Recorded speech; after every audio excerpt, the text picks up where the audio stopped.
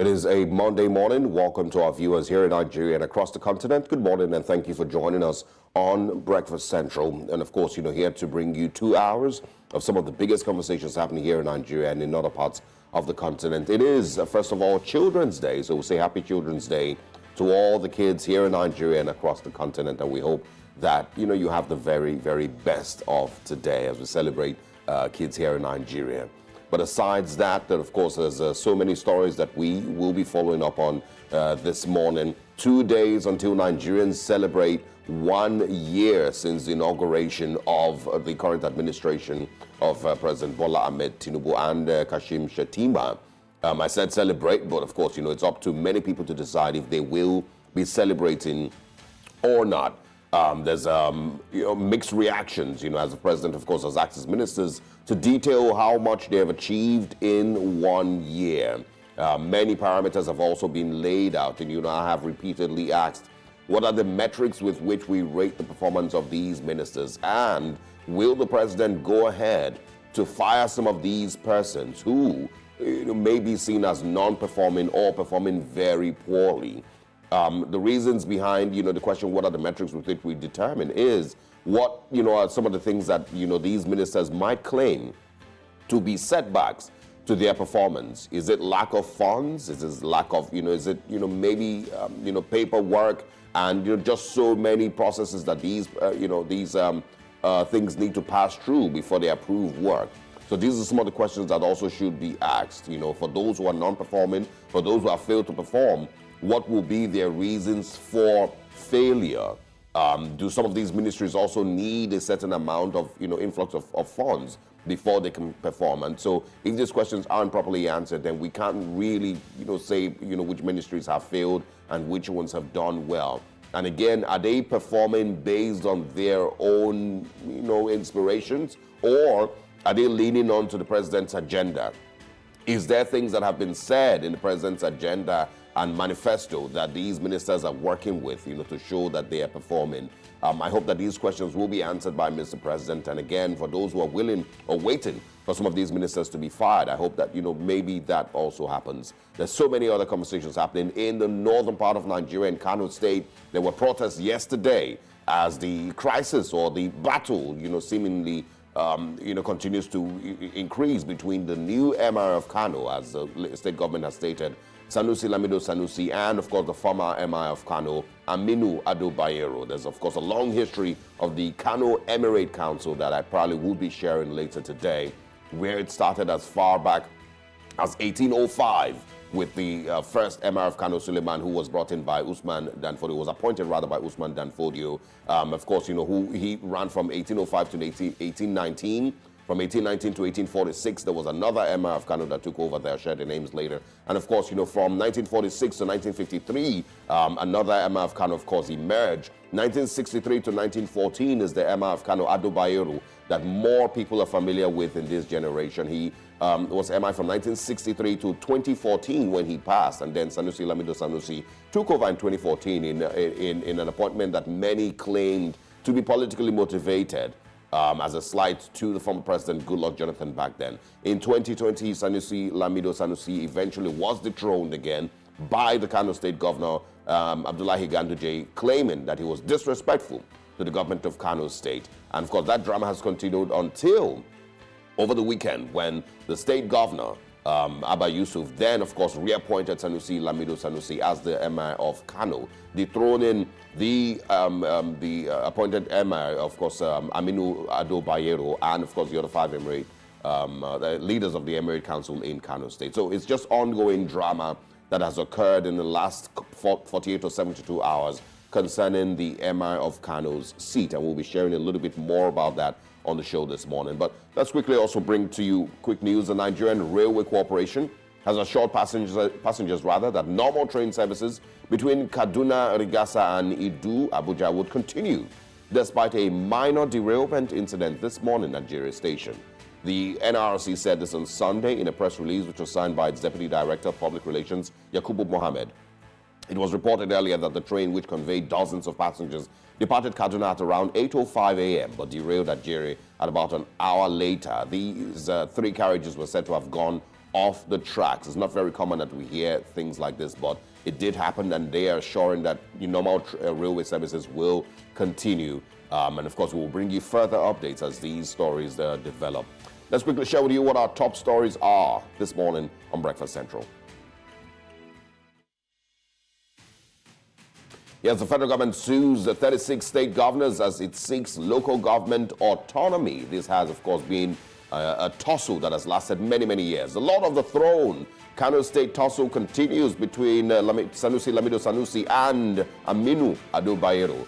President Tinubu set to fire underperforming ministers. I did speak about this earlier, as, of course, we approach 1 year since the inauguration. And, of course, the aftermath of the tribunal's judgment in Imo governorship polls. We'll be sharing that with you also.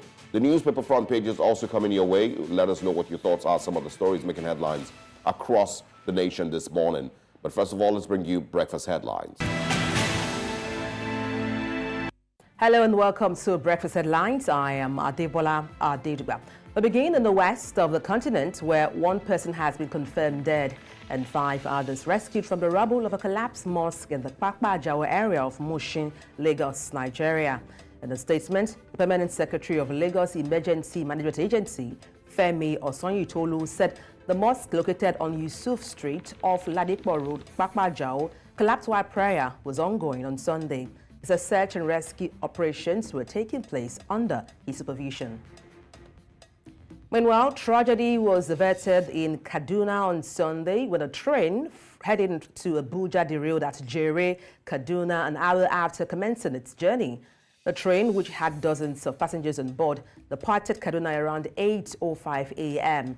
Nigerian Safety Investigation Bureau, while confirming the incident, revealed some of its personnel had been dispatched to investigate the cause of the accident.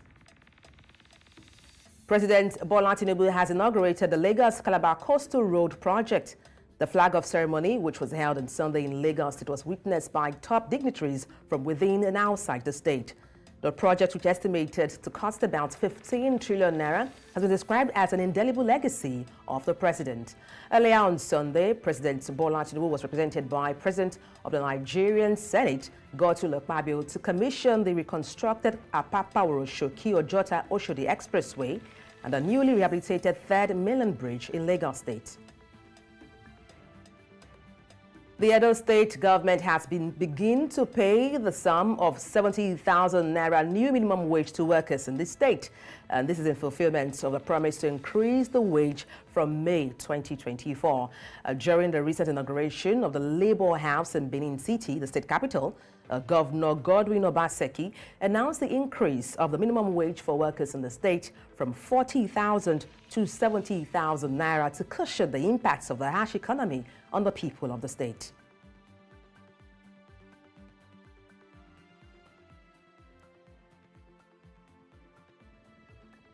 The federal government has instituted a legal action against the governors of the 36 states of the Federation at the Supreme Court over alleged misconduct in the administration of local government areas, that's LGAs. Federal government in a lawsuit, which was filed by the Attorney General of the Federation and Minister of Justice Prince Lateef Fagbemi, is seeking full autonomy for all local government areas in the country as the third tier of government. It specifically requested the Apex Court to issue an order prohibiting state governors from embarking on unilateral, arbitrary, and unlawful dissolution of democratically elected local government leaders. And that's all on Breakfast Headlines. It's back to Olive and Osage. Thank you very much, Adebola, for bringing us Breakfast Headlines. We'll see you again at 9 a.m. All right, now we'll be moving over from there to look at what's happening in Imo State. The recent judgments by the Imo State Governorship Election Tribunal, which affirmed the election victory of Governor Hope Uzodinma, has once again raised many unanswered questions. While the tribunal dismissed the question of certificate forgery as pre-election matters, some citizens want these provisions clearly defined to guide future polls. News Central's correspondent, Marvelous Obumanu, takes a look at some of these issues and tells us more in this report. Following a widely disputed 2023 election, a total of 98 panels were constituted to hear election petitions across the country and adjudicate about 1,209 petitions. A review of the conclusion of the cases reveals that many of the petitions were struck out for failure of the petitioners to provide evidence to substantiate their claims. We strongly believe that when we get to the Supreme Court will have the opportunity to review a number of things that have been said here today. We have the firm instruction of our clients to challenge the judgment on appeal. Recently, the Imo State Governorship Election Tribunal ruling affirmed the victory of Governor Hope Uzodinma, but in doing so, raised more questions needing answers.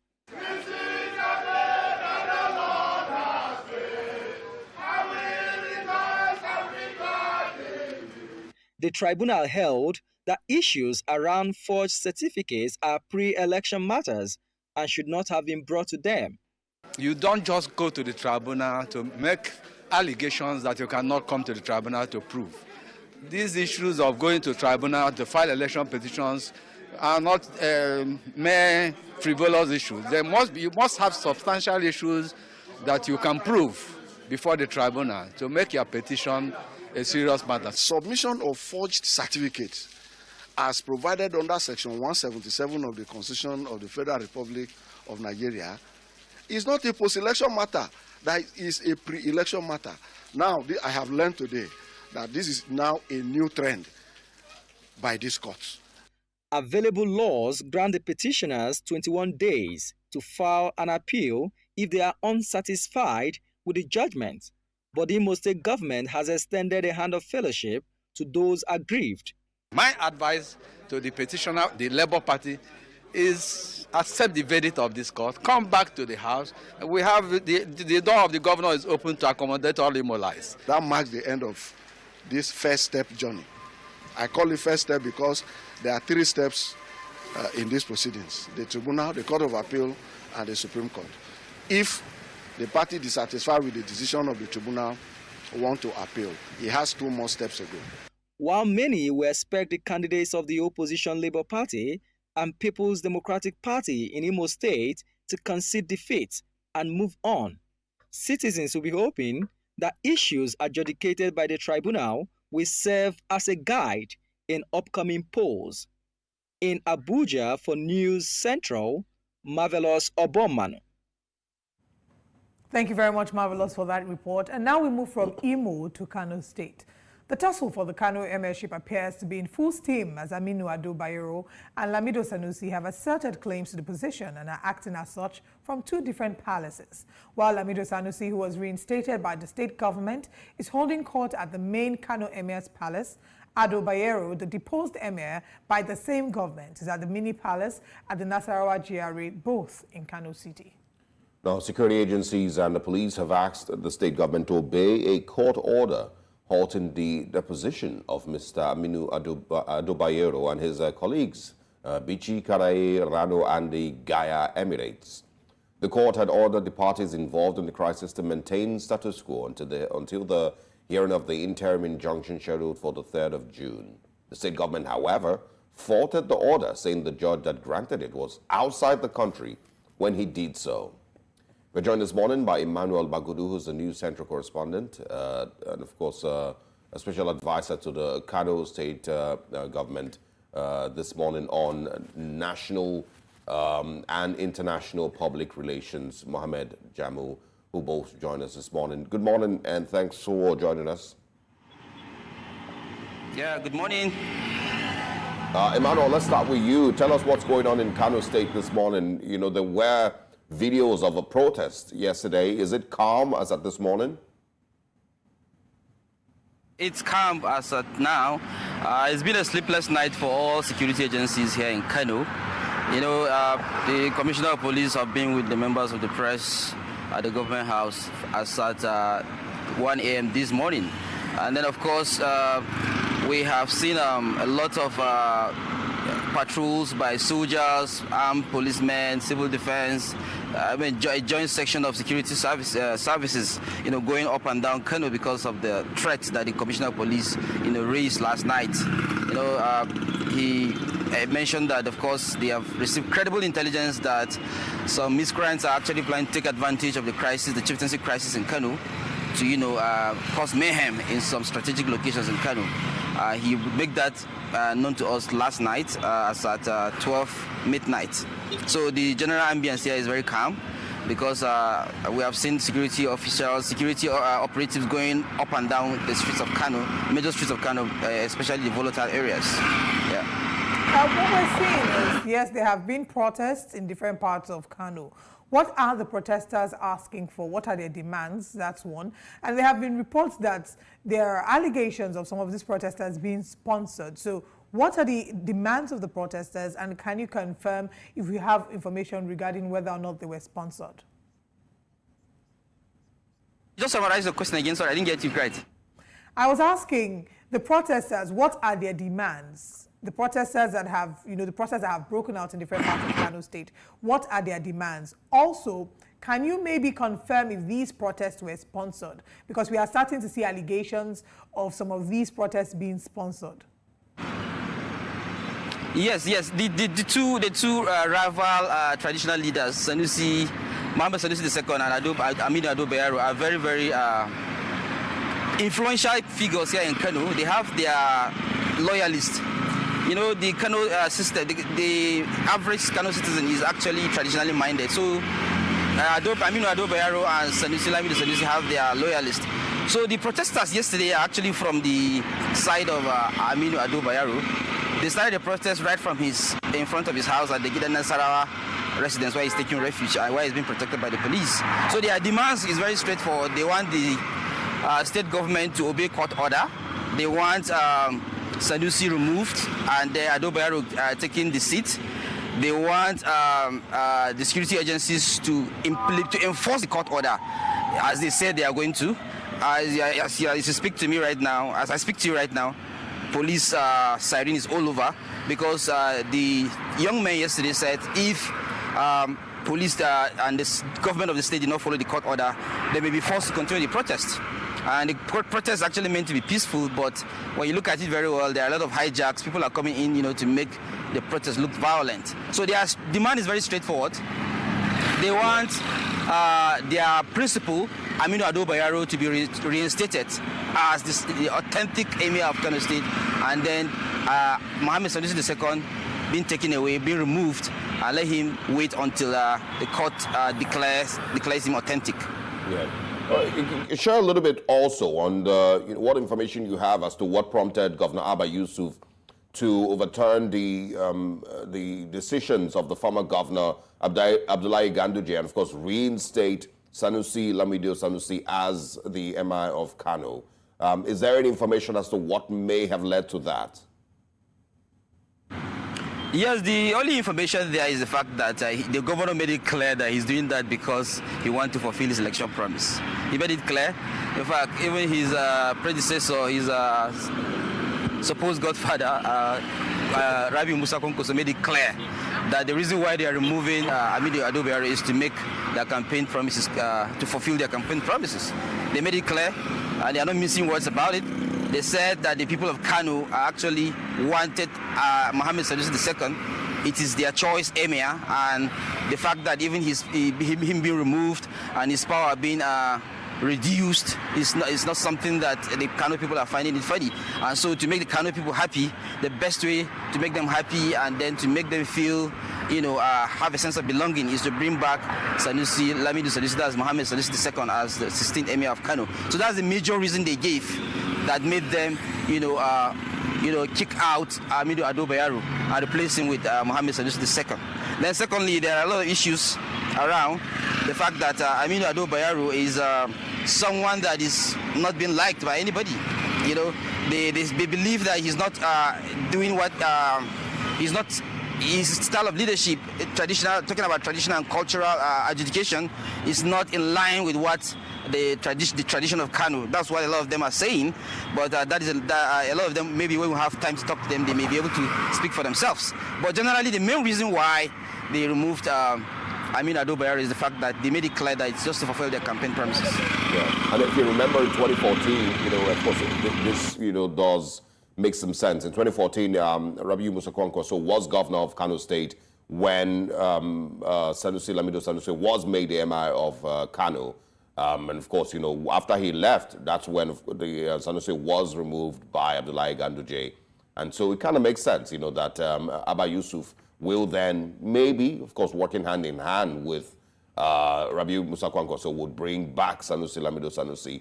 But, I also want to know about, what the politics that seems to be playing out here. Is there also an involvement of the former governor, Abdullahi Ganduje, who, of course, is the APC chairman? Is there any involvement, of political, heavyweights in this crisis? Is there more, than meets the eye with some of all of this? And, of course, with the arrival of Aminu Ado Bayero back to Kano State immediately after this happened? Of course, you don't have to, pretend about it. There are a lot to talk about in this issue. Of course, we saw how it all started from Friday, Saturday, Sunday up to this morning. Of course, we've seen how the Governor by Yusuf have to mobilize private securities. We're not talking about police officers and civil defense here, soldiers. He has to make use of private securities to ensure that his directives are being followed. Of course, whether I would like it or not, we have not seen Ganduje speak, but whether I would like it or not, there are forces that are beyond the state that are actually playing out in this matter, because the governor, Abba Yusuf, is always has been frequenting the house of the new emir, Mohammed Sanusi II. He has been going there, time after time to ensure that there is no any foul play, because in fact, if I have to make comparison, the number of security agencies in Aminu Ado Bayero's house and that of Mohammed Sanusi II, the difference is very clear. And Aminu Ado Bayero's house, he has tight security with soldiers. I've been able to count 5 trucks, 5 Hilux vehicles fully loaded with soldiers, and more than 10 Hilux vehicles fully loaded with police officers. But you don't see that in Mohammed Sanusi's the newly instated emir's house. So whether we like it or not, we cannot, disprove the fact that there are a lot of power play in this game, and then we cannot just pretend about it. That is what is happening right now, and as time goes on, of course, time will tell, and the truth will prevail. Yesterday, we tried to ask questions. We tried to ask the Commissioner of Police why this is playing out. The Commissioner of Police made it clear to us that his job is to respect court order. Whether the court order is right or wrong, he made it clear that he's only respecting court order. So he doesn't have anything to say about it as far as he's concerned, respecting court order, and then there's nothing he can do about it. So whether I would like it or not, there is, yes, there's power play in this game. All right, just to quickly confirm, the protests, we want to confirm that there have been no loss of lives and there have been no injuries. Has it been relatively peaceful across Kano State? The protests have been peaceful. In fact, the Kano people have been very, very mature in this matter. I give it to them. I give them kudos to that. They have been very, very mature. Yesterday's evening protest was a bit emotional, when you look at it, because a lot of them were very emotional about the protest. It is peaceful, no injury recorded, no loss of lives. Of course, you can expect a lot of miscreants coming in to hijack protest.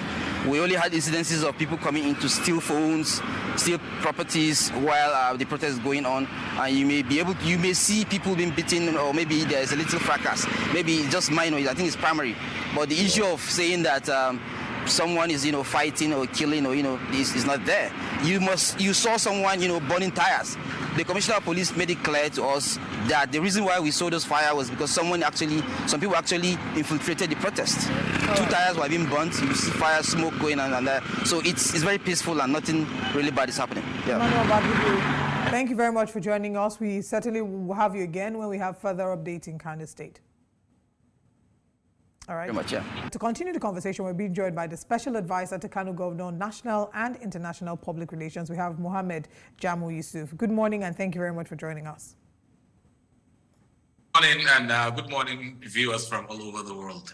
All right. Talk to us about the importance, how important this is. And I ask because we've seen several issues in the country that maybe should have pushed a number of people to the streets. For example, inflation. Food inflation is at about 40%, and we haven't seen this huge number of people in the streets. So talk to us about the importance of the seat of the emir and why it has led to this protest from the supporters of the different sides of the divide.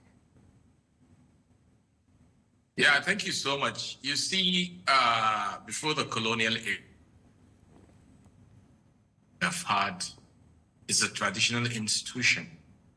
And for more than 1,000 years, the Kano traditional institution of the MS established, it has been part of the governance of our people over here. Palaces, when they have issues of disputes, either it is a land issue, either it is a matrimonial issues, several other issues.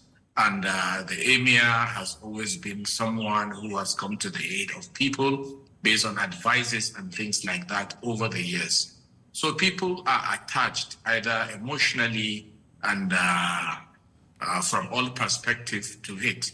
And during traditional festivities too, like the Dorba, Salah Dorba, and the rest, the emir used to adorn the horses, and they come out on the street and they ride, and the people come outside to greet their emir. So it is part of our tradition, it is part of our culture for several years.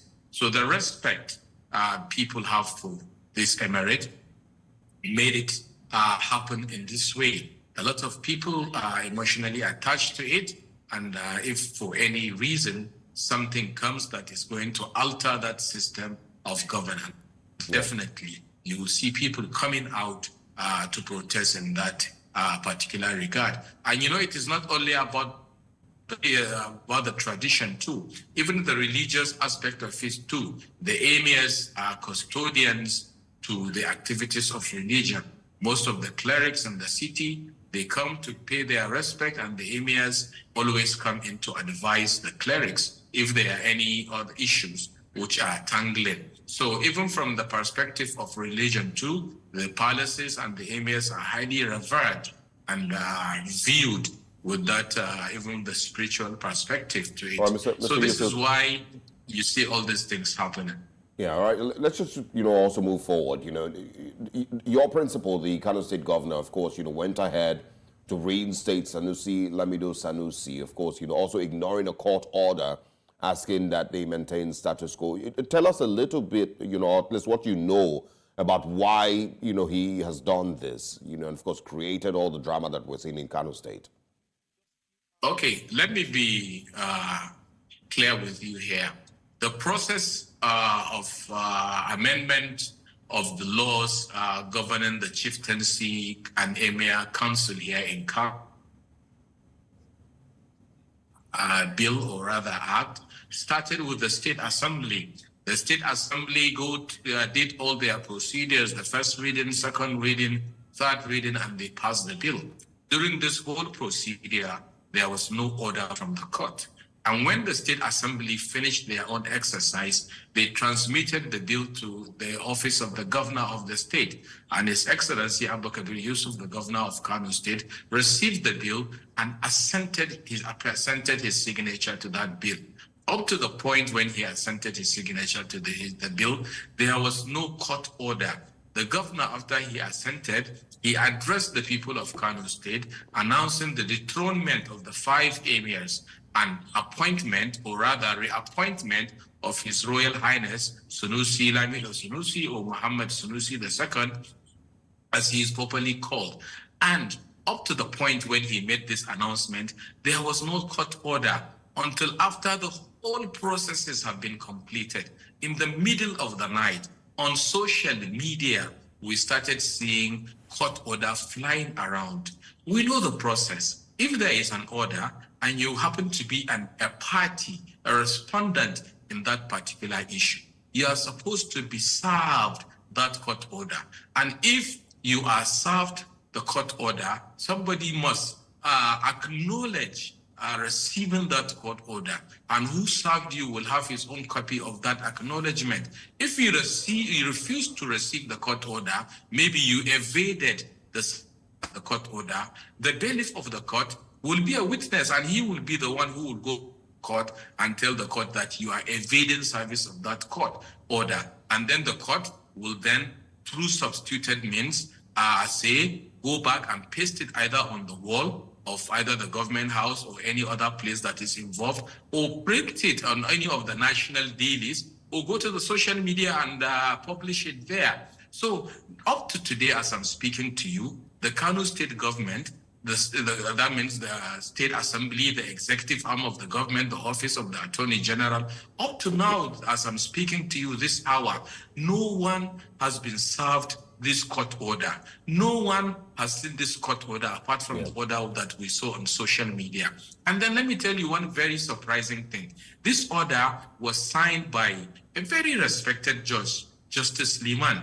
So this justice, as I'm speaking to you now, the information which we have is that he is on vacation. He is even outside the shores of Nigeria. So we are still wondering, how can a judge who is on vacation and outside the shores of Nigeria be serving a court order? Is this court order true?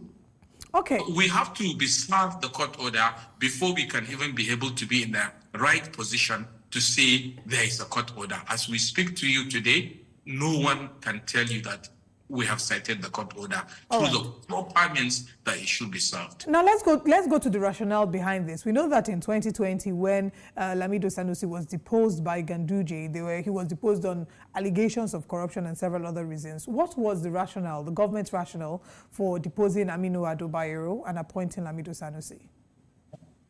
Okay, let me tell you, when I began my discussion with you here, I told you that the Emir Palace, or rather the traditional institution of the Emir here in Kano, was established more than 1,000 years ago.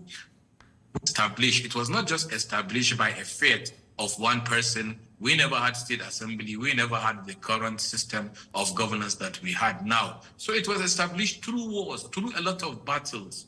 A lot of battles, a lot of wars, a lot of lives were lost towards establishing the emirship or the kingship or the kingdom as whatever the name is. All these processes took place, and for more than 1,000 years it has remained so. So it has become part of the heritage, part of the history that we all grew up to know. This is part of the heritage and history of Kano State. So in 1983, Alhaji Abubakar Rimi of blessed memory attempted balkanizing the Kano State emirship and creating four other kingdoms. When Alhaji Sabo Bakinzo of blessed memory came in as the governor of Kano State, he did the same thing. He kicked all the emirs away and maintained Alhaji Ado Bayero as the only emir in Kano.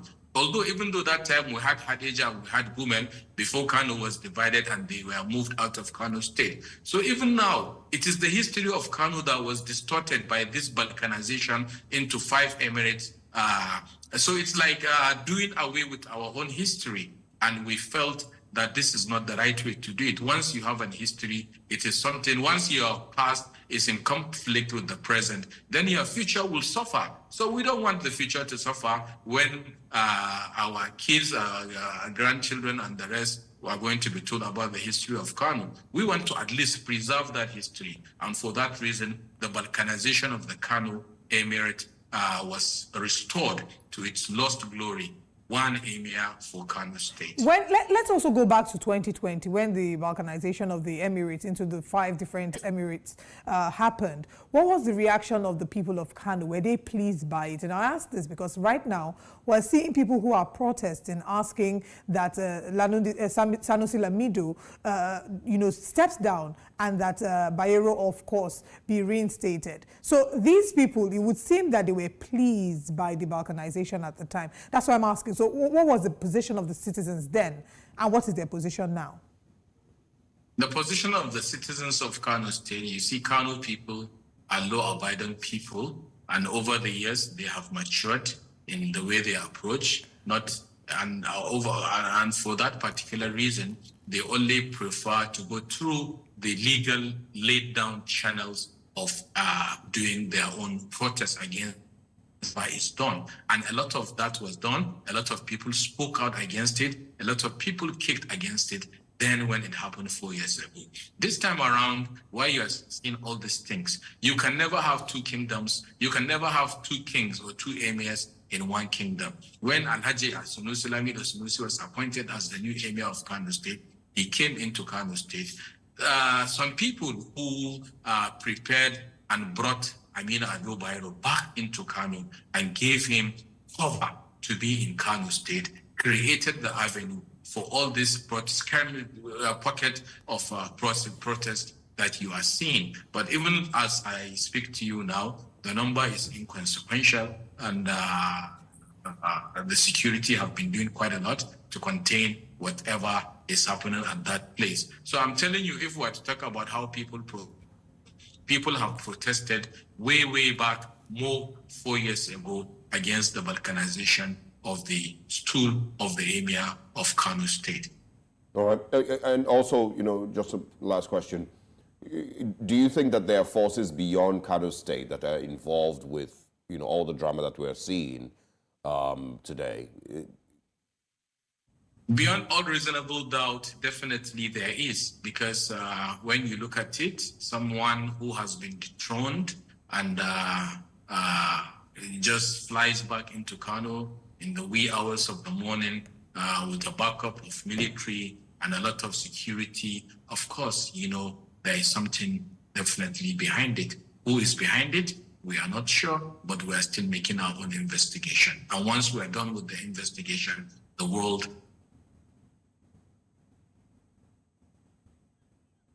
intention in Kano State. Yeah, and also, you said earlier that you hadn't received a court order. If the Kano State government today or this morning receives that court order, will it align with what the court has said? Will it maintain status quo? And of course, once we receive the order, if today the bailiff of the court serves us the order, what we saw, if it is that same order that we saw on social media, what it says is status quo ante should be maintained. Status quo, as we receive the order, His Royal Majesty, His Royal Highness Sunusi Lamido Sunusi is the sole Emir of Kano State. That is the status quo. All right. Thank you very much for joining us this morning. We'll, of course, look forward to having you again. Thank you so much. It's wonderful having you too. And I wish you the very best. Enjoy the rest of the day and have an amazing Monday. You as well. Thank you. Because if further details emerge, we'll be sharing with our viewers. The presidency has said President Bola Tinubu is prepared to dismiss ministers who failed to meet the targets set for them. Bayo Onanuga, the president's special advisor on information and strategy, said this while the president has not yet assessed the ministers' performances. He has instructed ministers to fulfill the administration's 8-point agenda, noting that those who do not meet the expectations will be removed from his cabinet. Speaking with the Punch newspaper, Onanuga also rated the administration's performance, scoring it 70%. He stated that when President Tinubu assumed office, 97% of Nigeria's revenue was being used to service debt, and the country was borrowing to cover recurrent expenditures, including salaries. He credited the administration with rescuing the nation from economic collapse through bold policies such as removing the fuel subsidy and unifying the exchange rates. This morning, we're joined by adjunct professor, Western Governor University, Maryland, Dr. Matthew Ogumbukola. Good morning, and thank you very much for joining us. Dr. Ogumbukola, if you're here with us, I'd like to ask if you agree with Bayo Onanuga's assessment or his evaluation of the current administration. He has rated it 70. Is that a number that you will agree with? And it doesn't seem like we have Dr. Ogumbukola here. But of course, we're going to be looking at the past 1 year in office. That will be the major part of our conversation all through the week as we count down to the 1 year celebration, which is in 2 days of President Bola Tinubu's time in office. Yeah. Looking at the achievements of the government vis-a-vis the 8-point agenda. I believe that we're joined now by Dr. Matthew Ogumbukola. Can you hear us? Yes, I can hear you very well. All right. Good morning. Good morning, and thank you for joining us. Would you say that you agree with the assessment or the analysis or evaluation by the government of the day, by Bayo Onanuga of the current government? He has rated the administration as 70. Is that a number or a figure you would agree with? Well, I don't know on which precinct. He had measured it at 70. But for me, I'll measure this government 5/10. And looking at what they've done in various sectors and believing that this administration took over a struggling economy. And they've been trying to make sure that this economy works. The president has been going all over the world, trying to bring in foreign investors, trying to build confidence in the economy, and also for me, I'll give kudos to Festus Kuyamo for what he has done with Air Peace.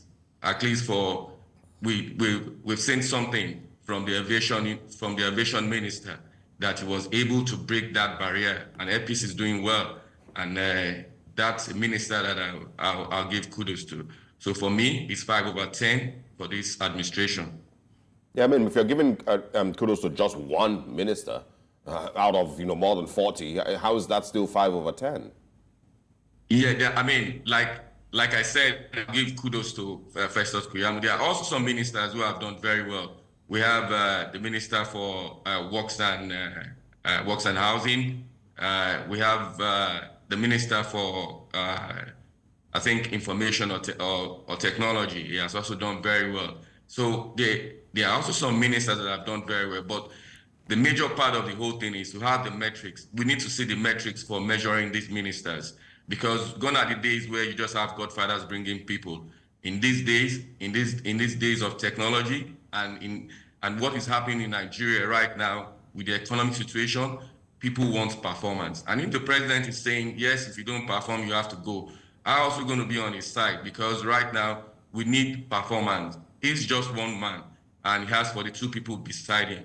Yes, the Nigerian constitution says you must have ministers in every state, but quality ministers. There must be ministers who are sound, ministers who can control their ministries, and who can also bring innovation, new thinking into the government.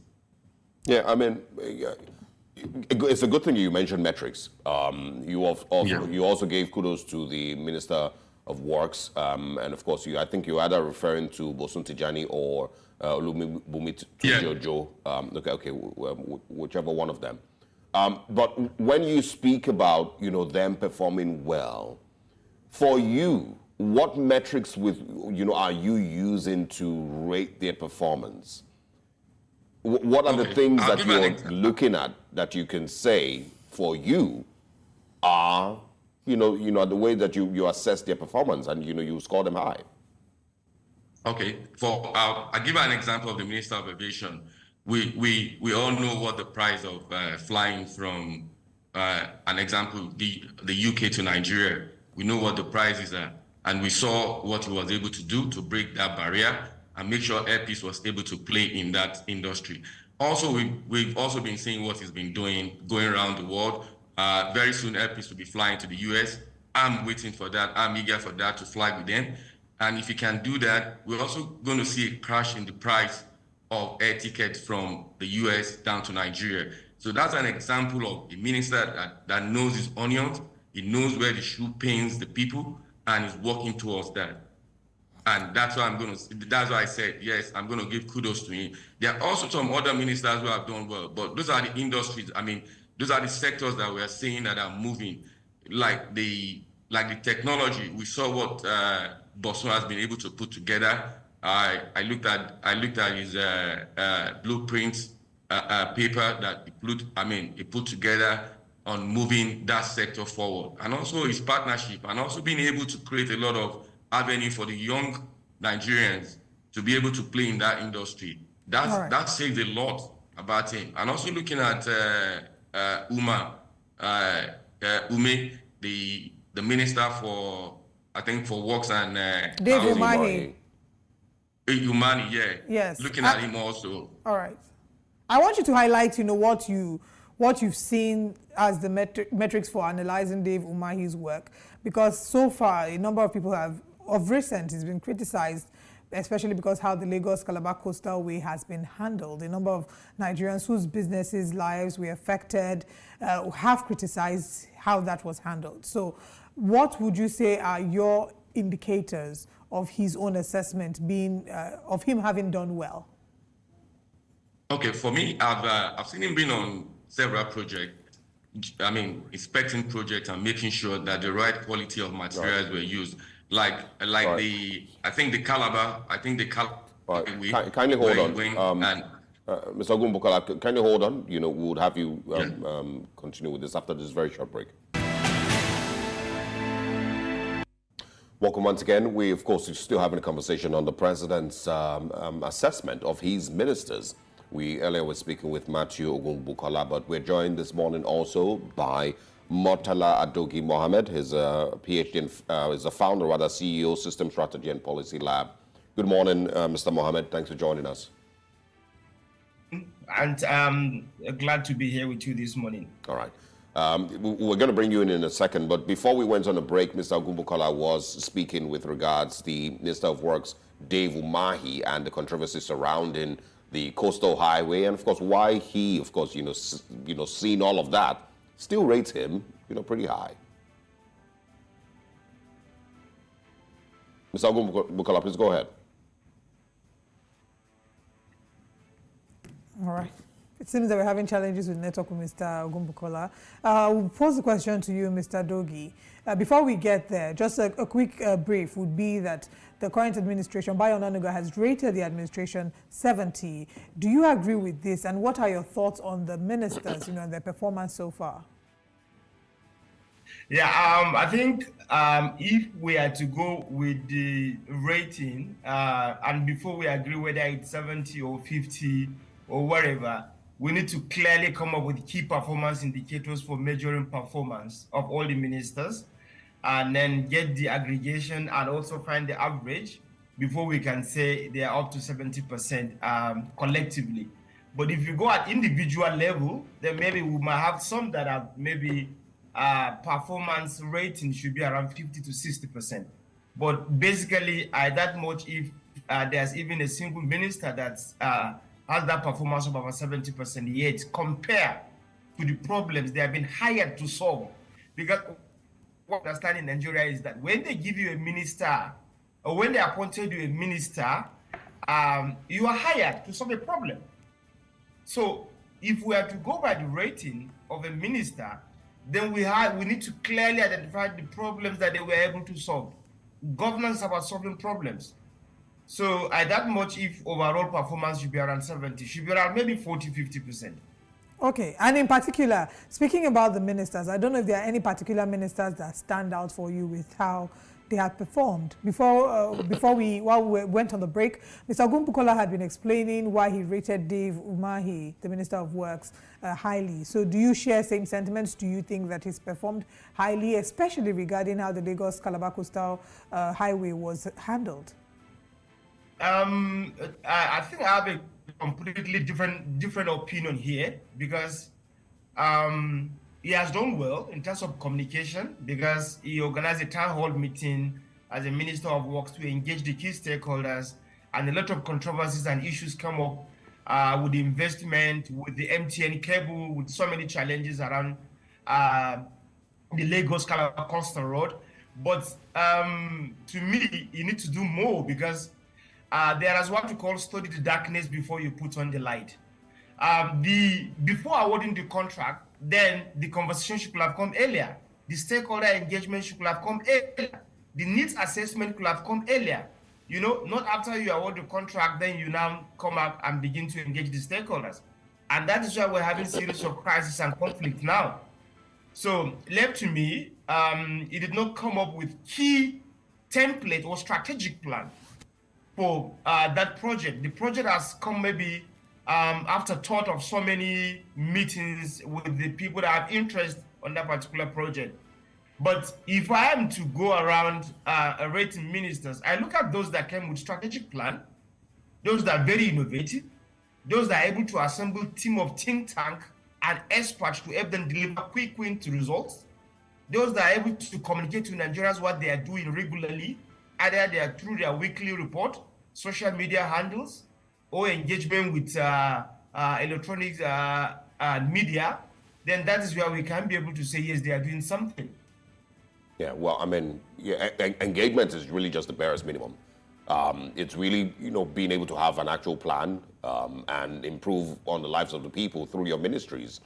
I'm going to go back to Mr. Ogunbukola now. There is, of course, an 8-point agenda, and I'm going to want you to, use these as metrics. So that's all we have from the current administration. Food security, poverty eradication, job creation, access to capital, inclusion, and of course the rule of law and fighting corruption. That is the 8-point agenda which Mr. President wants to use.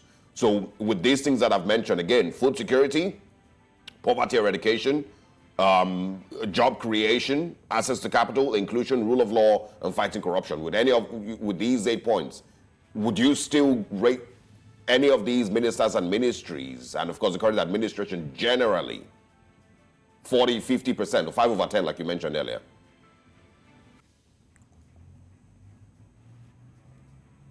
A struggling economy.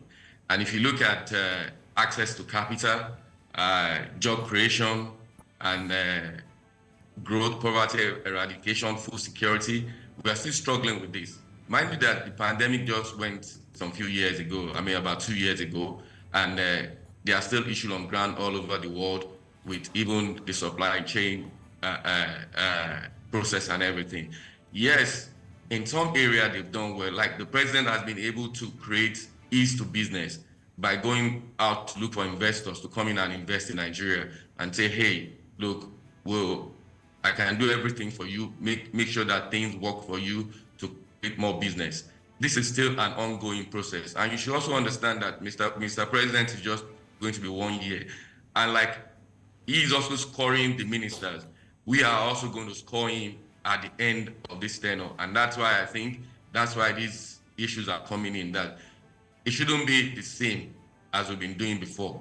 Every minister should be measured. And like the other person said, yeah, we should look at the key indicators. What were the key indicators given to these ministers at the beginning of their tenure? Once we look at this, then we measure that around the metrics. What are the metrics? Like you said, 8-point agenda. Where have we gotten very bad? Where have we gotten very hard? And going through with all this, I believe they should be able to come up with an agenda and say, hey, this is where we've gone. But like I said, I will still rate this government 5 over 10 with what they met on ground and what they've been able to do.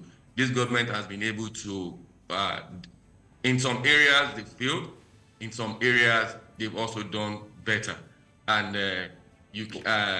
would you say we're pressed on time, but just quickly, would you say that there have been more businesses that have come into, or investments that have come to Nigeria in this 1 year compared to those who have left the country?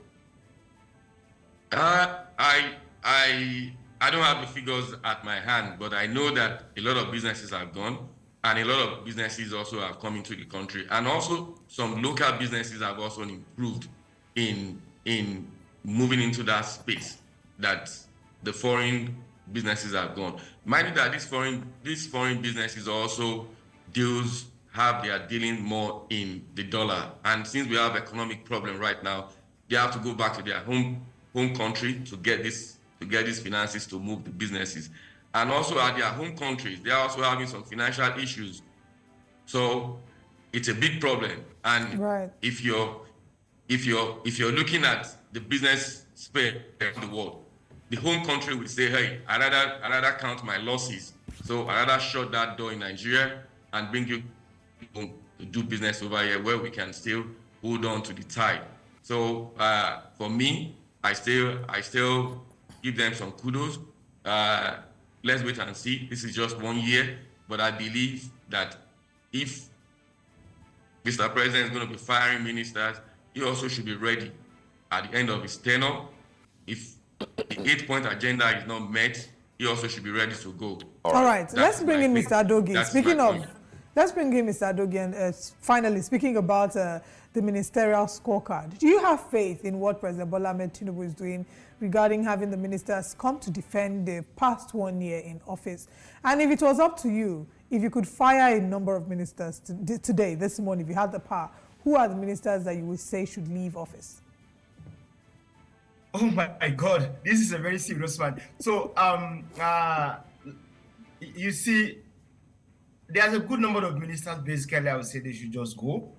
I could have even said the Minister of Humanitarian and Poverty Alleviation, but we don't even have one now yet, because with the poverty level we have in Nigeria, there's a technical committee put in place of 6 ministers to develop a strategy for reforming that ministry for 6 weeks. We're now about 5 months and nothing happened. So if you look at also the minister that has to do with the youth, I don't basically understand what the two young people are doing in that particular ministry, the Minister of Youth. And also, if you look at the Minister of Agric is doing well to some extent because the agenda number 1 is about agric.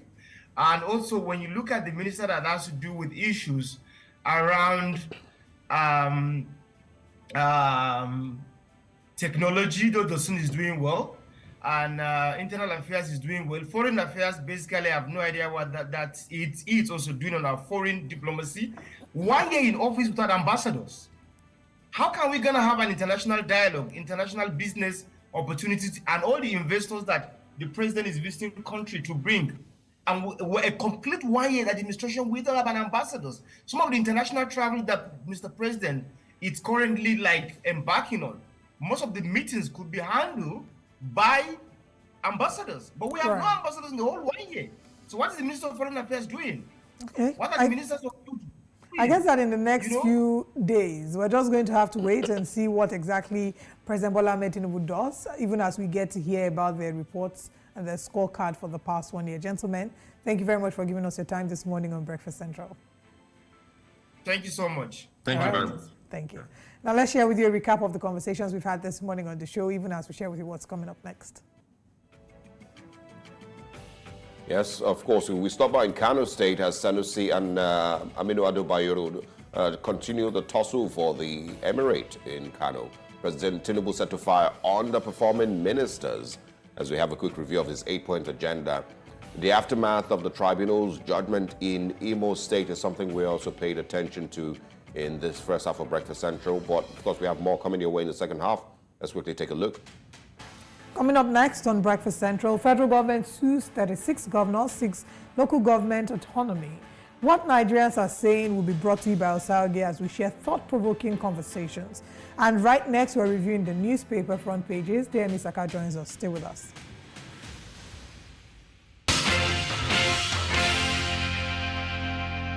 Thank you very much for joining us. It's time for us to review the front pages of the papers and see what the stories making the headlines are. Joining us this morning is public affairs analyst Demi Saka. Good morning. It's a pleasure to have you. Good morning. It's nice to be here once again. Happy Monday.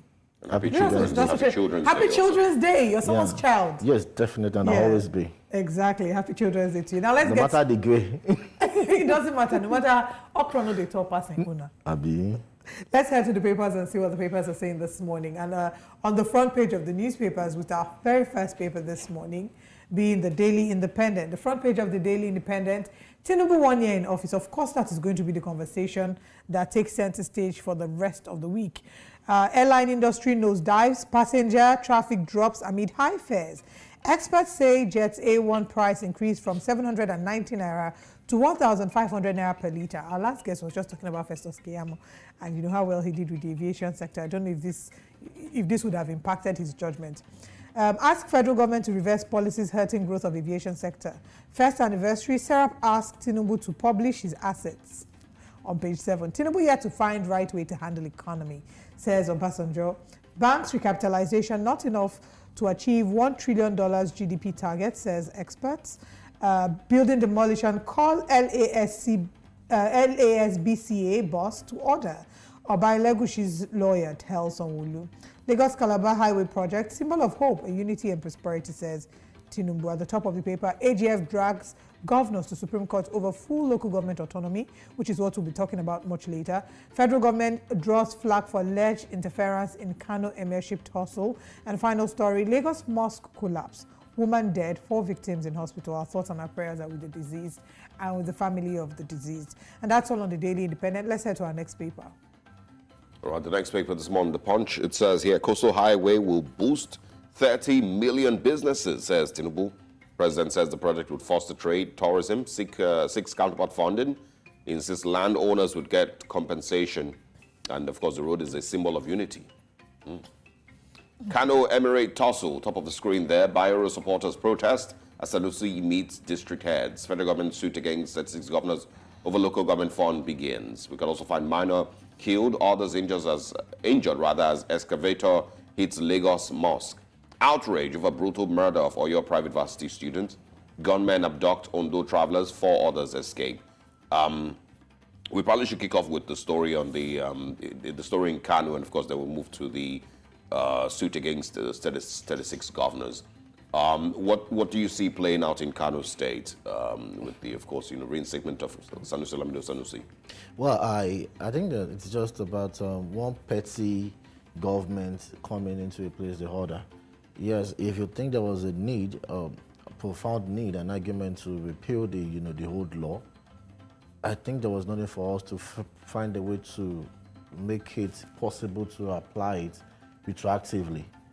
And that retroactivity in law is when a law, newly applied law, dates back to previous crimes before the law came into existence and get the punitive measures.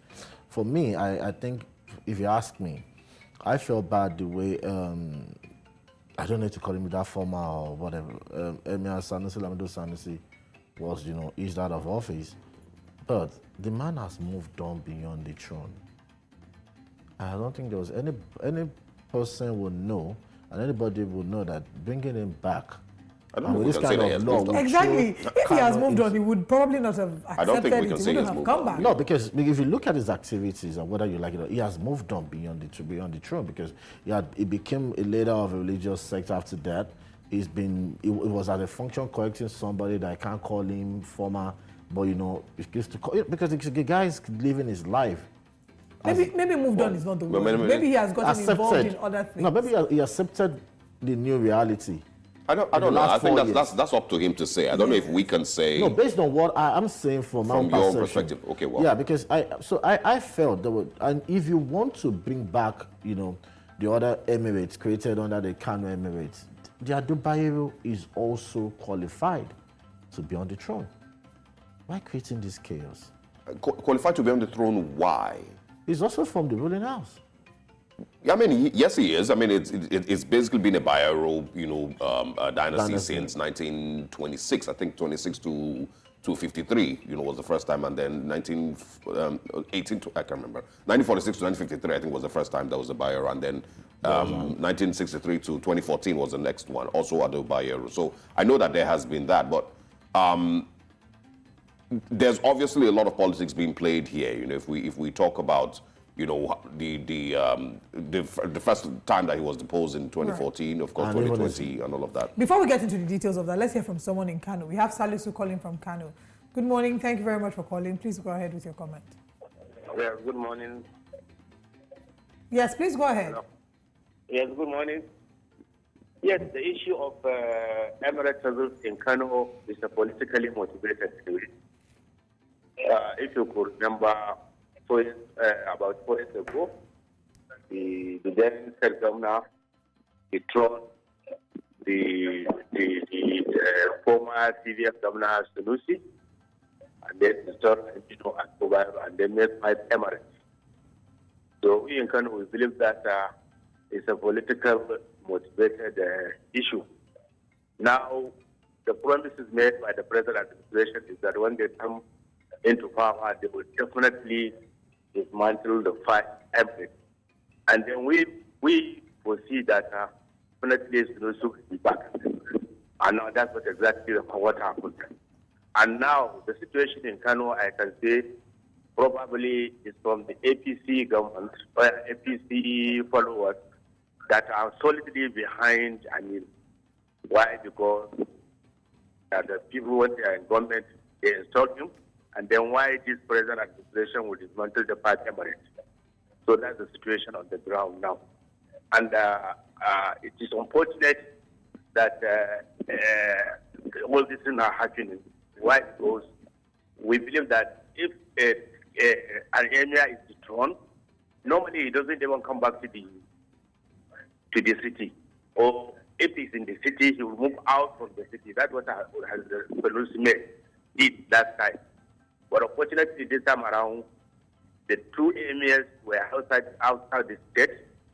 Ado Bayero and his younger brother, that's the emir of Bichi, the then emir of Bichi. Emir of Bichi is out of the country, and nobody knows what is happening. But he didn't make any statement, and he's not back.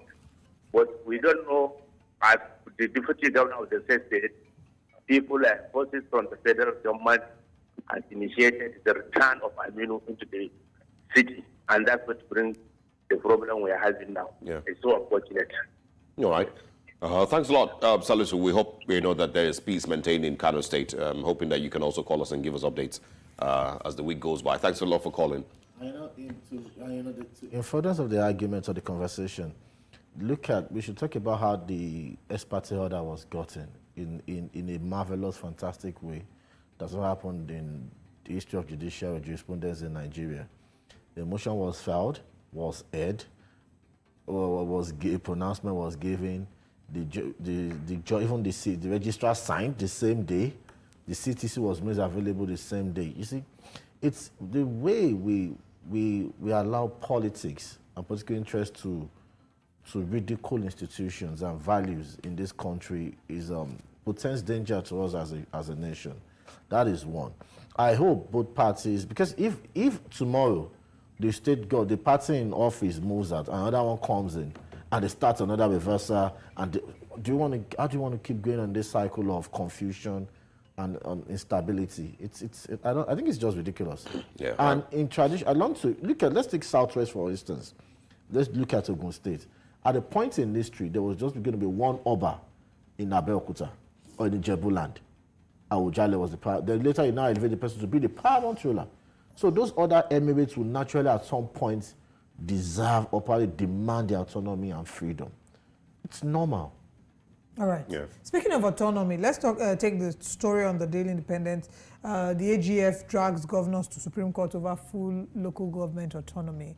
They are clamoring that, the monies, they're against the joint accounts between the state governments, and a number of the state governors have been accused of usurping the money that is responsible for the local government administration. So, I mean, is this a cry that is coming, or a move that is coming a little too late? Is this something that should have come much earlier, or is this perfect timing?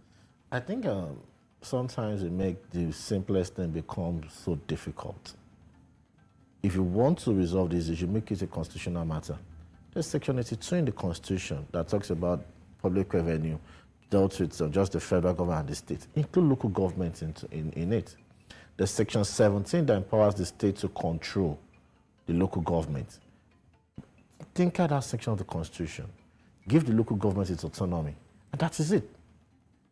Well, just lip service, just coming, just trying to make the news to make it look as if they are... Look, without having anything against Mr. President, who is the first person that went to court to exercise the control of local government by governors? It was President Bola Tinubu, all right, as governor of Lagos State. We have a call coming in from Afolabi calling from Finland. Good morning. Thank you very much for joining, and please go ahead with your comments.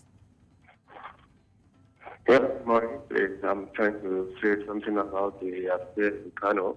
All right. Just like your Mr. Nisaka already mentioned, talking about the emir has moved on.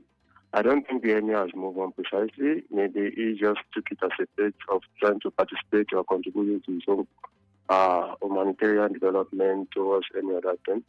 But if you look at the political situation within the Congress and the previous government, I think that's where the problem is lying, because they are using it as a political rally between each other. It would be much better if Mr. President is called to do what? To intervene into this situation, because we are going to create a bigger chaos, especially with the situation going on around the poverty issue in Kano. People will take advantage. A lot of businesses will be shut down. I think Mr. President needs to talk into the situation so that they could have a better understanding about what's going on. So that's my contribution. All right. Thanks very much for calling. Thanks a lot.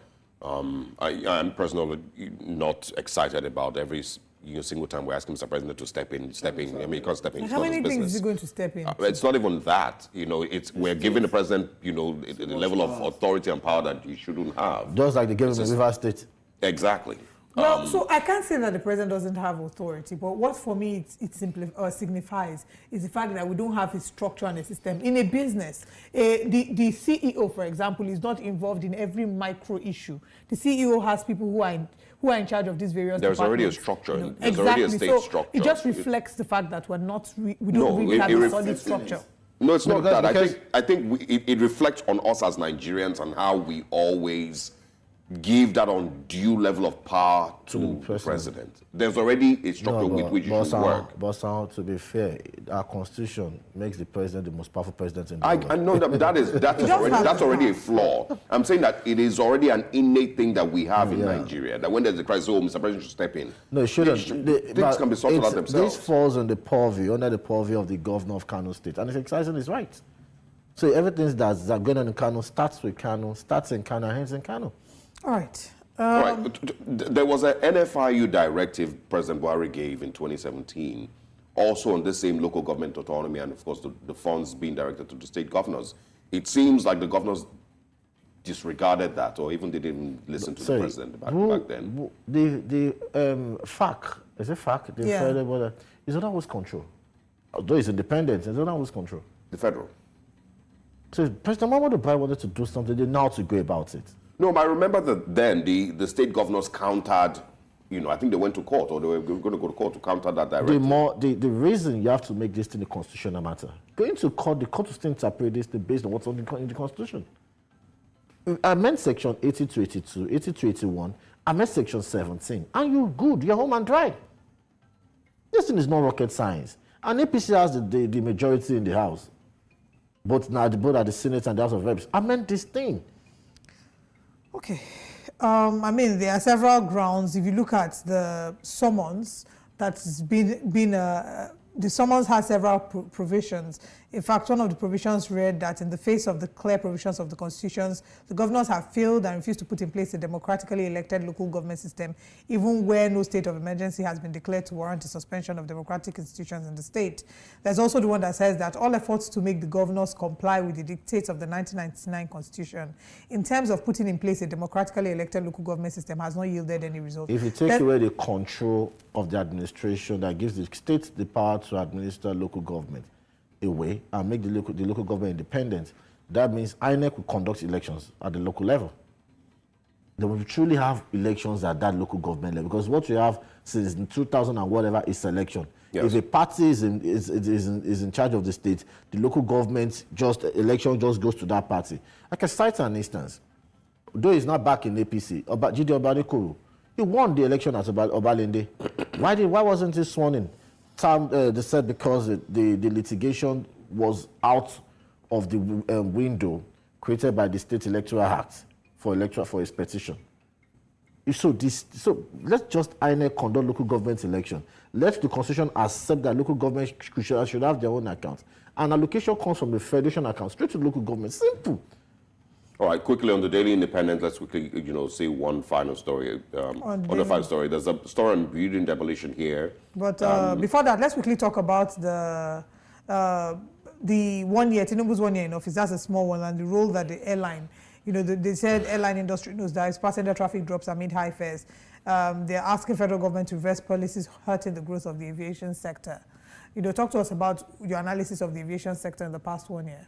Well, I don't know what to say about it, because we are all witnesses to how airfares have just gone beyond the sky, and I don't know, but I don't know how anybody wants to rate this administration fantastic in the first 1 year. There's some few sectors that did well, but not evident because it's being clouded by failures of other. The fact, if not for the Niger State crisis, the speaker, whatever, we know there's a minister of women affairs. I don't even know who is the Minister of Sport. The marine economy, I think that ministry has been on holiday since it was created. You can go on and on. The humanitarian ministry has no minister since whenever.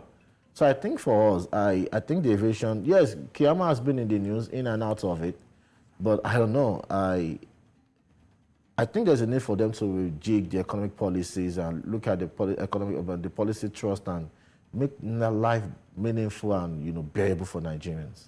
Yeah. Okay. All right. There's a story the demolition, building demolition. That I would like that we quickly speak about the LASBCA boss. Obalechi's lawyers asking the governor to call him to order. So tell us a little bit about this. Yeah. Or your thoughts on this, rather. Fine. It's a case I'm very familiar with, because that day and the day after was in Lekki. And I went just visiting. And coincidentally, the lawyer involved is also the lawyer, is an aunt. And when you look at the case, it's just so sad that Lagos State government, I don't know, because Lagos State government is still dealing with the perception of the federal government that they are against a section of the population of the state, people that felt they wanted to take over Lagos State. If you look at the people that have been, can I use the word victims of demolition of this by the state government, you probably would say comes from a certain, nationality in the country. It's not good for them. They're still dealing with what Landmark is saying, that a lot of people have been flying that narrative, that perspective or perception, that after they've demolished Landmark, they now felt that, no, they have to go back to the old alignment when they've achieved their aim. Yeah. This was a case of dispute between two parties. There was no case in court by either parties, and Labska came, demolished the property that has been completed maliciously.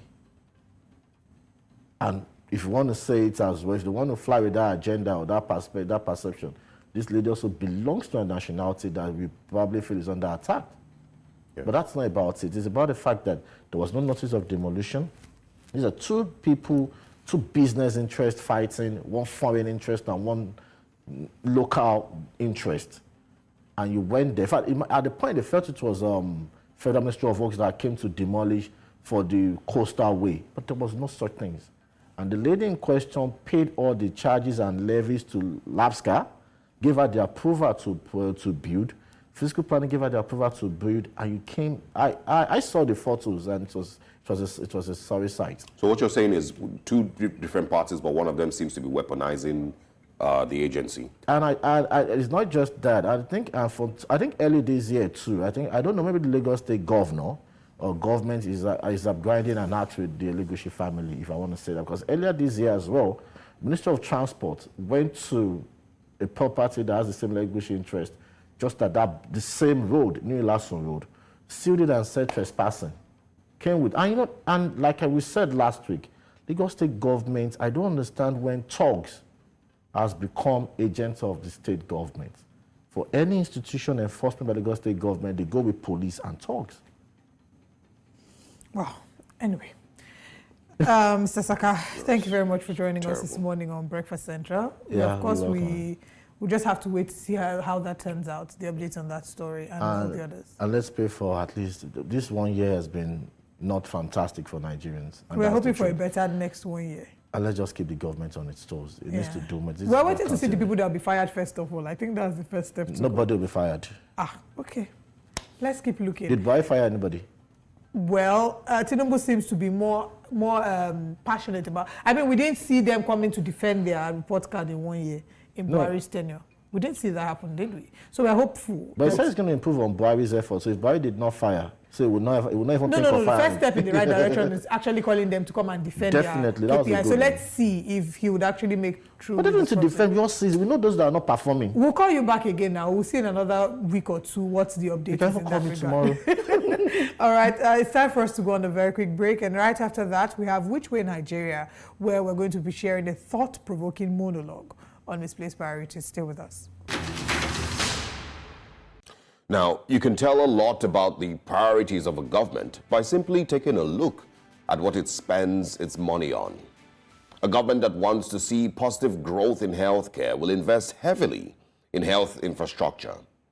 A government that wants to see an improvement in education will likewise spend and focus a lot of its expenditure on schools and teachers and education infrastructure. It will pay teachers better.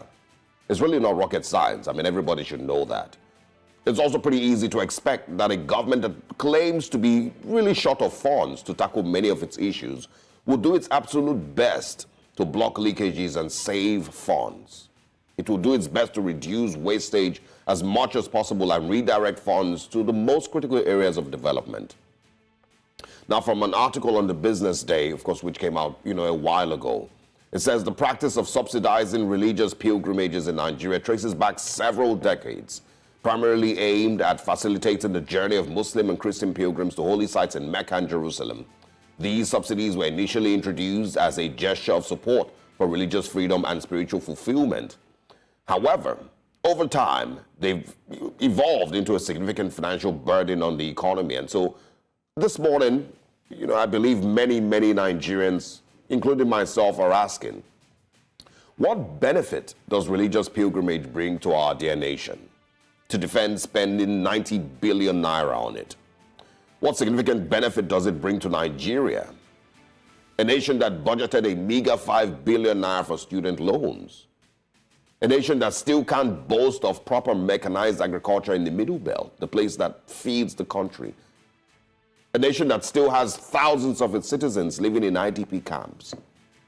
Can we think about how many cancer treatment machines 90 billion naira will buy for Nigeria? The National Health Insurance Scheme will afford many more Nigerians access to primary health care if it got 90 billion naira every year. And even if you say, okay, this is asking for too much, we don't want to focus on cancer or anything like that. It's 2024 and parts of northern Nigeria still have water shortage. It's 2024 and Nigeria still has staggering figures on open defecation. And let me ask you as a Nigerian today, watching this, if you find yourself in a medical emergency, can you call an ambulance? If your neighbor collapses right now in front of you, is there an ambulance that you can call that will be there in 15 minutes? You and I, you know the answer. Your chances of survival are dependent on if there's petrol in your car and how much traffic there is between you and the hospital, and if that hospital has doctors on duty to attend to you, and if they don't ask you to make payment first before they attend to you. Those are the things that will determine your chances of survival if you have a medical emergency right now. But your government has 90 billion naira to spend on religious pilgrimage. I've spoken many times about Nigerians and their flawed reliance on prayer, and of course my views haven't changed. No matter how many people you send to Jerusalem or Saudi Arabia every year, it gives nothing to Nigeria as a country. Prayer and pilgrimage should be a personal thing for those who want it and who can afford it. And if you can't, I'm sure God would meet you at home in Katsina or in Abakaliki. No serious government that really wants development spends money like this. And we must be bold enough to redirect our spending if we are serious about birthing a better nation. Good morning, Nigerians.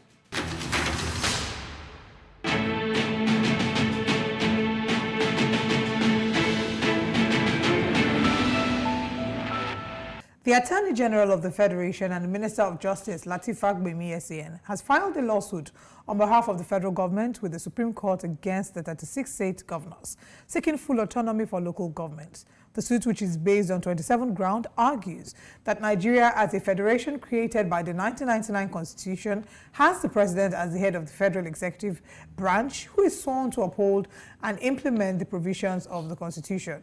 In the suit, which accused the state governors of gross misconduct and abuse of power, the AGF sued them through their respective state attorney generals. He urged the Apex Court to issue an order prohibiting state governors from unilateral, arbitrary, and unlawful dissolution of democratically elected local government leaders. We're joined this morning by the Executive Director, Sterling Law Center, Deji Ajare. Good morning, and thank you for joining us. Good morning. Thanks for having me.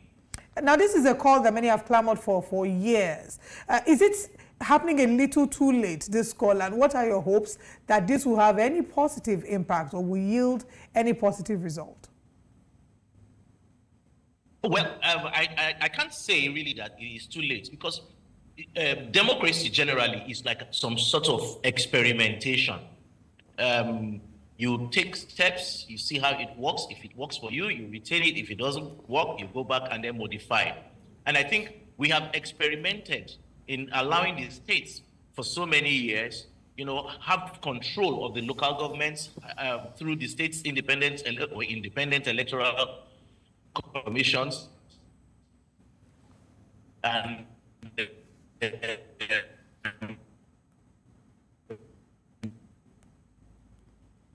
it seemed to be struggling with the connection there, but of course the conversation is on the Nigerian government taking the 36 state governors to court to challenge them, and of course seek full autonomy for the local government. And these are some of the things that we're going to be talking about. The Section 7, subsection 1 of the 1999 Constitution guarantees the establishment of democratically elected local governments. What we've seen for a long time in Nigeria is the complete ignoring of that section of the Constitution, and we see state governors instead appointing local government chairmen without a proper election, which they should be appointed. We've seen state governors in Nigeria, taking full control of funds that should be allocated to local government. And we're talking about hundreds of millions of naira every month that should be taken to the local government. We, of course, see this, as the reason why local governments across Nigeria seem to be failing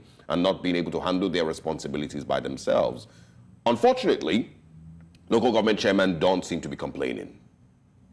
Instead, it is the federal that seems to be taking, this upon itself. Jere, good morning once again. Can you hear us? Clear. Thank you. All right, we apologize. We had an issue with the connection. All right, so go on with your thoughts, and then I also want you to speak on, the AGF, of course, is quoting the 1999 Constitution. I want you to speak with regards to that. Does the Constitution fully guarantee the establishment of local government, and why do you think that we have instead seen a situation where state governors, decide on whether they would have local government or not, or whether, they would handle the funds of local governments or not? Thank you. So, like I was saying earlier, I don't think it is too late. It is an experimentation. We have realized that it is not working. And, clearly, the state governors over the years have abused the independence of the local government, clearly, administratively, and in terms of their finances. And so, this is a very welcome development, and we must all commend it. And of course, you mentioned the fact that it appears like even the local governments themselves are now complaining, and it is more like the federal government that is complaining. I'll tell you why. It's simple. The local governments have become mere appendages of the states. Now, why this? Most of the states currently do not have local government chairmen democratically elected local government chairmen. So what you have is a situation where the governors have either, appointed their friends, cronies, and boys into office as caretaker chairmen or transition committee chairmen, mayors, and whatever name they call them. So these people are loyal to the governor, and they know that the governor can, by just a snap of his finger, remove them from office. And so, naturally, you find that, in fact, they are the ones who seem to be crying that, look, they do not want that autonomy. But you will see that the action filed by the Attorney General of the Federation is two-pronged. It's asking for two major reliefs. One is that the finances of the local government authorities must be independent. In other words, that their dues will be paid directly from the Federation account. Secondly, they are also asking that the Supreme Court should make a declaration that the local government, that the state governors do not have powers and not arbitrarily dissolve elected local government authorities. And I think perhaps this is something we'll also now start to look at. Now, when you're talking about Section 7 sub 1 of the Constitution, it clearly makes provision for the existence and independence of the local government authorities. And so, having recognized three tiers, the federal, the state, and the local government, there is no constitutional basis. There is none in any democratic setting for one arm of the government to arbitrarily liquidate the other arm of the government. Imagine that in the absence of a state of emergency, the federal government simply declares that the governor of a state ceases to be a governor and takes over that state. That is exactly what the state governors are doing with the local government. All right, we'll come back to continue with this line of thought, Mr. Jere, but just hold on. Let's go on this quick break. We'll be right back. We're still, of course, looking at exactly what the federal government is doing regarding taking the 36 governors to court, talking about the autonomy of the local government. And we're joined by the Executive Director, Sterling Law Center, Deji Ajari. Thank you very much for staying with us. Now, before we went on the break, you talked about the situation that is evident in certain states where there isn't a democratically elected local government. Now, reports having that as at May 2024, FAC has announced the allocation of about 1.2 trillion naira for the month of May. And of course, every of these states is expecting their funds to be sent to them. Whilst we know that there's immunity clause that protects governors whilst they're in office, are we expecting that when their time in office is done, because from what we're seeing in this suit and from what you are also saying, a number of them have been collecting these funds, even though there is a constitutional provision that the local government should be, that should sort of enable the local government be independent. Is there an expectation that when their time in office is done, they would come and account for what exactly they did to those monies? That is for the states that do not have democratically elected local government in them. Yeah, you and I know how things pan out eventually when governors leave office and lose their immunity. There's a lot of politicking that goes around. People shout one thing and a lot of that. And of course, you cannot also discountenance the failings or failure of our anti-graft agencies to properly, investigate and prosecute these governors. So most of the time, they either get away totally with whatever they have done while they are in office, or they just go away with a slap on the wrist. But most importantly is that you have a lot of emotions coming into it. Currently, the former governor of Kogi State is being, there's an attempt to prosecute him, and you can see all of the drama that is going on around that. So it's more difficult to come at the end to take them. I think it is better to actually prevent the graft from happening from the very beginning. And that is the reason we must commend the federal government from taking this step. And you must also understand why the federal government is the step. You see, Nigerians have a problem. We have a way of looking at every governance issue from the prism of the federal government. Everybody, when teachers are not paid, everybody blames the federal government. When healthcare is not in place, everybody blames the federal government. In fact, for every the roads we have across the country, everybody blames the federal government. Meanwhile, the bulk of these governance issues are actually at the local and the state level. And so you would understand why the federal government has taken it upon itself to ensure that things are done properly at that level, so that the benefits of governance can actually trickle down to the people. The people can feel it at the most local level, because it is only when that happens that people can also now hail the entire system of governance that, hey, the government of the federation is doing well. So I think I understand why the federal government is truly determined to ensure that these democratic principles that ensure autonomy for the local government is conferred. Every attempt in the past that have been made have been frustrated by the governors. You remember, I think in 2019, President Buhari signed an executive order which was supposed to confer full autonomy to the local government. It was the local government chairmen themselves that were protesting. I think in 2023 as well, just last year, there was an attempt during the constitutional amendment process, to introduce a bill to fully, clearly expatiate on the autonomy of the local government. This was also frustrated by the states. So this is a very welcome development, because once the Supreme Court makes a pronouncement in that regard, I think it becomes full and final. It becomes the final position. Yeah, but I think, we still need some clarity as to the confusion concerning the NFIU directive President Buhari gave in 2017 or 2018. I remember that in 2019, the governors once again challenged, that directive, asking that the state funds, of course, local government funds be sent directly to the local government. They challenged it, saying that it was against the Nigerian constitution. So can you help clarify exactly what the constitution says? Is there provision, for which the funds for local government affairs be sent directly to the local government? The NFIU directive by President Buhari, was he wrong to have given that directive? And of course, the state government's right, saying that, the president was wrong. Funds, should be controlled by the states. Now, Section 7 sub 1 of the Constitution says the system of local government by democratically elected local government councils is under the Constitution guaranteed. And accordingly, the government of every state shall ensure their existence under a law which provides for the establishment, structure, composition, finance, and functions of such councils. Now, I think if we want to give any interpretation to this Section 7 sub 1 of the Constitution, which will give the state governors the powers to distribute funds accruing to the local governments to them, I think that would automatically mean that we are taking away the actual essence of democracy. Because the actual essence of democracy is that people should be able to elect people who will represent them.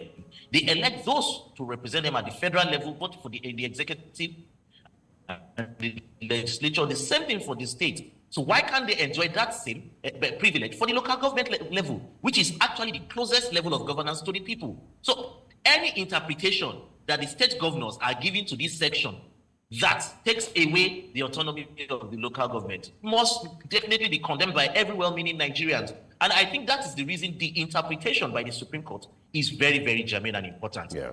Of course, it is going to be very difficult to have any amendments that would bring more clarity to that section, because the governors will necessarily frustrate it.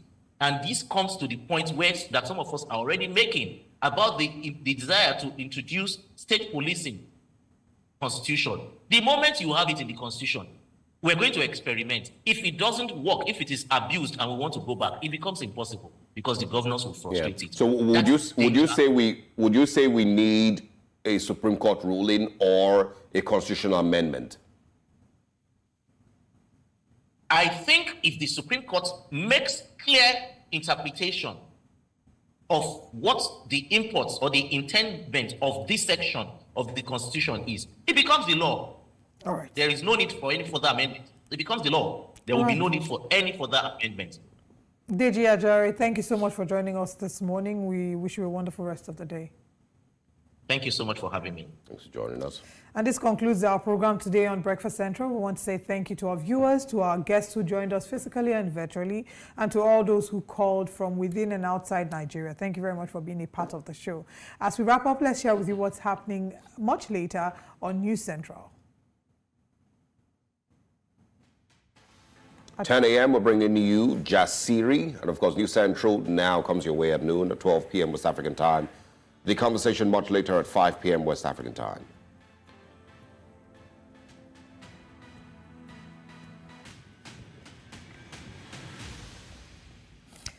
Thank you very much for joining us on today's broadcast. We'll be back again tomorrow. Remember, we are still counting down to the 29th of May, where we'll be having a special broadcast here on Breakfast Central. You do not want to miss it. From all of us here, we say Happy Children's Day. I am Olive Emodi. And I am Osaogi Ogbowan. See you tomorrow. Bye-bye.